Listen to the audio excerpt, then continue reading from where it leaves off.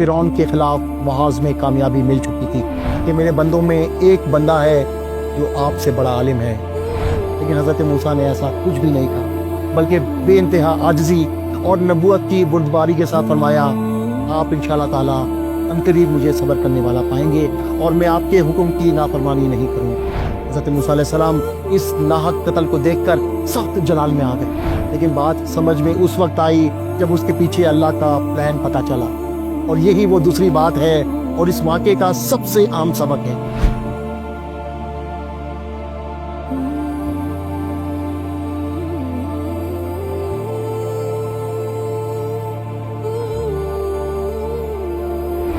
اعوذ باللہ من الشیطان الرجیم، بسم اللہ الرحمن الرحیم۔ السلام علیکم معزز قاضی نظرات، آج کے قصص ایپیسوڈ 2 میں ہم قرآن پاک کے اس واقعے کا ذکر کریں گے جس کے حاصل کردہ دروس کو سمجھ کر اگر اس پر عمل کر لیں تو ہماری بے شمار تکالیف اور پریشانیوں کا خاتمہ ہو سکتا ہے۔ یہ قصہ حضرت موسیٰ علیہ السلام اور حضرت خضر علیہ السلام کی ملاقات کا ہے، جس کا ذکر اللہ تبارک و تعالیٰ نے 15ویں پارے کی آخری آیات میں سورہ کہف میں کیا۔ یہ واقعہ کب رونما ہوا اس کے بارے میں حتمی طور پر تو کچھ نہیں کہا جا سکتا، لیکن اتنا واضح ہے کہ اس وقت تک حضرت موسیٰ علیہ السلام کو فرعون کے خلاف محاذ میں کامیابی مل چکی تھی۔ فرعون اور اس کا لشکر دریا برد ہو چکا تھا اور بنی اسرائیل فرعون کے ظلم و ستم سے نجات حاصل کر چکے تھے۔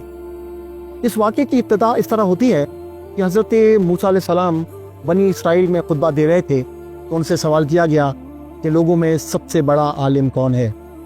حضرت موسیٰ نے فرمایا، میں سب سے بڑا عالم ہوں۔ اللہ تبارک و تعالیٰ نے اسی وقت وہی فرمائی کہ میرے بندوں میں ایک بندہ ہے جو آپ سے بڑا عالم ہے۔ حضرت موسیٰ علیہ السلام نے اس پر کسی تعجب کا اظہار نہیں فرمایا اور کہا، اے میرے رب، میری ان سے ملاقات کیسے اور کہاں ہوگی؟ فرمایا، وہ وہاں ملیں گے جہاں 2 سمندر ملتے ہیں، اور فرمایا ایک ٹوکری میں مچھلی رکھ لو، جہاں وہ مچھلی گم ہوگی وہیں وہ بندہ ہوگا۔ یہ سن کر حضرت موسیٰ نے اپنے شاگرد سے فرمایا، اور جب موسیٰ نے اپنے خادم سے کہا، میں مسلسل چلتا رہوں گا حتیٰ کہ 2 سمندروں کے سنگم پر پہنچ جاؤں یا سالہ سال تک چلتا ہی رہوں۔ یہاں یہ بات قابل غور ہے کہ یہ جان کر بھی کہ اللہ کا ایک بندہ ایسا ہے جو نبی سے زیادہ علم رکھتا ہے، حضرت موسیٰ علیہ السلام نے یہ اعتراض کیے بغیر کہ اللہ نے کسی کو نبی سے زیادہ علم کس طرح دے دیا، فوراً اس عالم سے ملنے اور اس سے سیکھنے کی خواہش ظاہر۔ اس علم کو حاصل کرنے کی خواہش اس قدر شدید تھی کہ فرمایا، اگر مجھے زندگی بھر بھی چلنا پڑا تو چلوں گا یہاں تک کہ اس عالم سے ملاقات نہ ہو جائے۔ یہ علم کے حصول کا وہ سبق ہے جو ہمیں ہمیشہ یاد رکھنا ہے۔ حضرت موسیٰ علم کے حصول کے سفر پر روانہ ہوئے اور اللہ کی بتائی ہوئی نشانی کے مطابق اس عالم یعنی حضرت خضر علیہ السلام کو پا لیا۔ بس ان دونوں نے ہمارے بندوں میں سے ایک بندے کو پایا جس کو ہم نے اپنے پاس سے رحمت عطا کی تھی اور اس کو علم لدنی عطا کیا تھا۔ حضرت موسیٰ نے حضرت خضر سے اپنا تعارف کروایا اور فرمایا، میں آپ کے پیچھے چلنا چاہتا ہوں اس شرط پر کہ آپ اللہ کے دیے ہوئے علم میں سے مجھے بھی کچھ تعلیم دیں۔ حضرت خضر نے کہا، آپ میرے ساتھ ہرگز صبر نہیں کر سکیں گے۔ یہاں تھوڑا ٹھہر کر اگر کچھ سمجھنے کی کوشش کی جائے تو پتہ چلتا ہے کہ اللہ تعالیٰ نے حضرت خضر کا ذکر کرتے وقت نہ انہیں عالم کہا نہ ہی ان کے نام کا تذکرہ کیا، بلکہ فرمایا ہمارے بندوں میں سے ایک بندہ۔ وہ انسان کا علم کسی بھی اعلیٰ درجے پر پہنچ جائے وہ اللہ کا بندہ اور اس کی تخلیق ہی رہے گا۔ پھر حضرت موسیٰ نے یہ نہیں فرمایا کہ آئیے بیٹھتے ہیں اور پھر مجھے تعلیم عطا کریں، بلکہ فرمایا میں آپ کے پیچھے چلنا چاہتا ہوں یا آپ کی پیروی کرنا چاہوں گا، کیونکہ وہ جانتے تھے کہ یہ نیا علم کتابوں سے حاصل نہیں ہو سکتا، کیونکہ کتاب کا علم تو تورات کی صورت میں آپ کے پاس پہلے ہی موجود تھا۔ پھر آپ کلیم اللہ تھے، اللہ آپ سے براہ راست کلام فرماتا تھا، لیکن پھر بھی فرمایا کہ یہ نیا علم میرے بندے سے حاصل کرو۔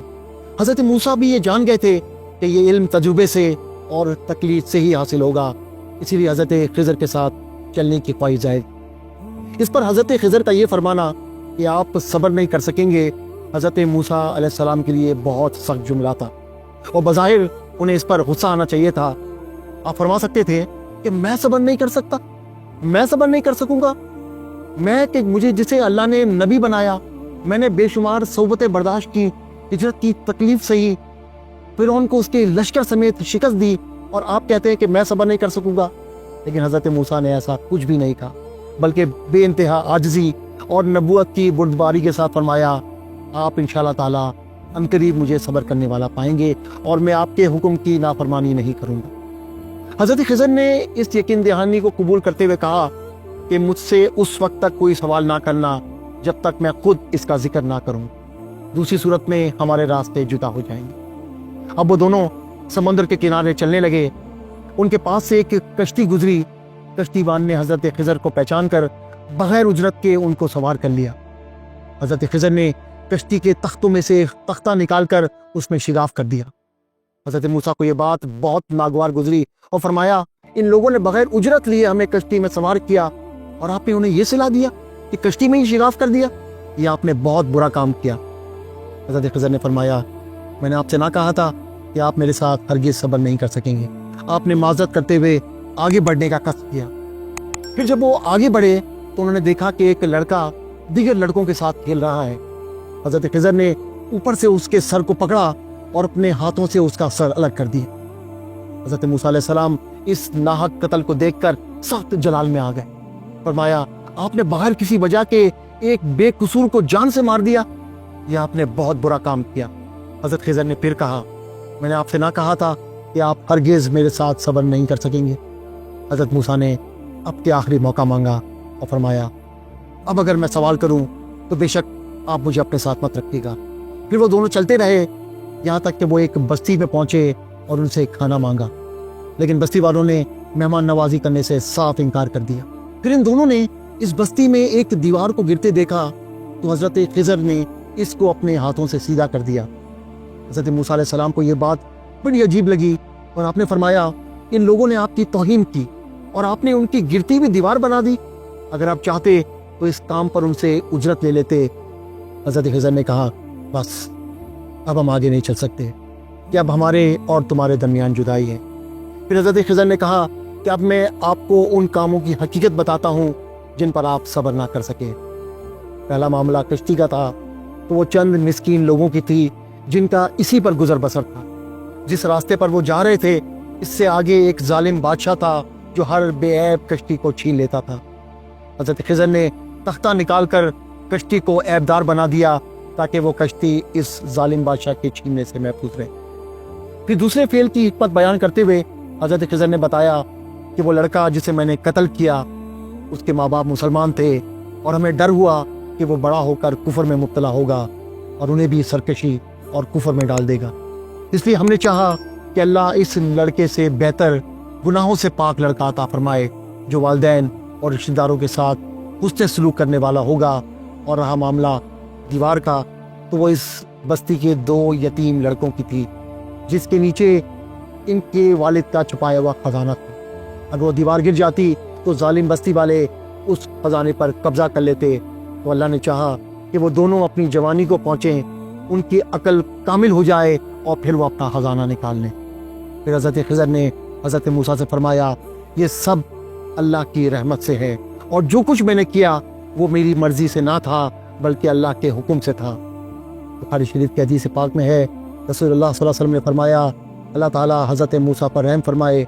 हमारी ख्वाहिश थी कि हज़रत मूसा कुछ देर और सब्र करते हत्ता कि इन दोनों के दरमियान मज़ीद वाक़यात बयान किए जाते। वैसे तो इस मुकम्मल वाक़े में बेशुमार अस्बाक और दुरूस मौजूद हैं, लेकिन मैं यहाँ पर सिर्फ 2 बातों की तरफ निशानदेही करूँगा। सबसे पहले तो ये कि इल्म के हुसूल और किसी बड़े मकाम को पाने के लिए सब्र की बेइंतहा अहमियत है, क्योंकि अल्लाह तबारक व तआला सब्र करने वालों के साथ है और जिसके साथ अल्लाह हो वो कभी नाकाम नहीं हो सकता। लेकिन हकीकत ये है कि सब्र करना कोई आसान अमल नहीं और यही वजह है कि हज़रत खिज़र बार बार हज़रत मूसा को सब्र की तलकीन करते रहे और उन्हें यह एहसास दिलाते रहे कि ये वो सबक है जो पढ़ाया नहीं जा सकता बल्कि तजुर्बे से गुजर कर ही सब्र का मफ़हूम समझ में आता है। फिर तजुर्बा भी ऐसा कि जिसपे कुछ भी अच्छा होता नजर ना आए। जैसे हज़रत खिज़र ने जो कुछ किया उसमें बज़ाहिर कोई मंतिक या लॉजिकल सेंस नहीं था, लेकिन बात समझ में उस वक्त आई जब उसके पीछे अल्लाह का प्लान पता चला। और यही वो दूसरी बात है और इस वाक़े का सबसे आम सबक है। हम सिर्फ वो देखते हैं जो हमारी ज़ाहिरी आँख में दिखाती है, لیکن رب تعالیٰ کا بڑا پلان ہماری نظروں سے اوجھل رہتا ہے، اور یہی وہ پلان اور حکمت ربی ہے جس میں ہمارے لیے بظاہر تکلیف لیکن اصلاً راحت ہے۔ صبر کے ساتھ اللہ کے راستے پر چلنے اور تکالیف برداشت کرنے والوں کے لیے دونوں جہانوں میں کامیابیاں۔ یہ سبق آسان نہیں، لیکن اگر یاد ہو جائے تو پھر کوئی مشکل نہیں رہتی بلکہ آسان ہو جاتی ہے۔